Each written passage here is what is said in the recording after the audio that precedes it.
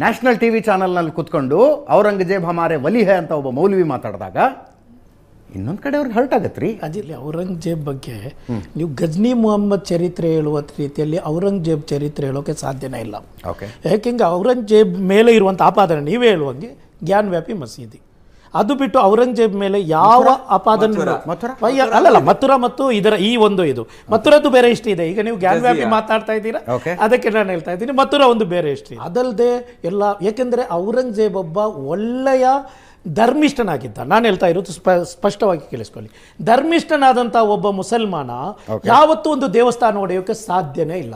ಯಾಕೆಂದ್ರೆ ಅದು ಪವಿತ್ರ ಕುರಾನ್ನ ವಿರುದ್ಧ. ಈಗಾಗಲೇ ನಾನು ವಕೀಲರೊಂದಿಗೆ ಆವಾಗ ಚರ್ಚೆ ಮಾಡಿದ್ದೆ. ಕುರಾನ್ಗೆ ವಿರುದ್ಧ, ಹದೀಸ್ಗೆ ವಿರುದ್ಧ. ಕಬಳಿಕೆ ಭೂಮಿಯಲ್ಲಿ ನಮಾಜು ಮಾಡುವಂಗಿಲ್ಲ, ನಿಷಿದ್ಧ.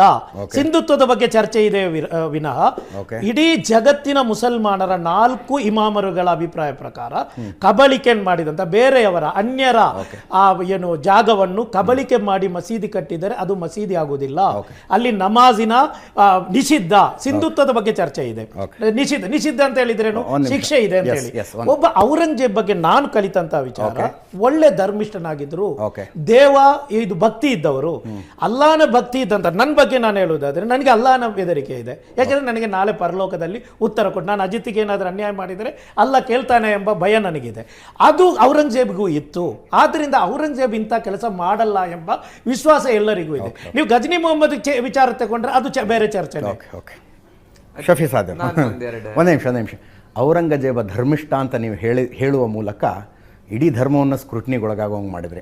ಅವನ ಬದುಕು ಧರ್ಮಿಷ್ಠ ಬದುಕು ಅನ್ನುವುದಾದರೆ ಧರ್ಮ ಹಿಂಗೇನಾ ಅಂತ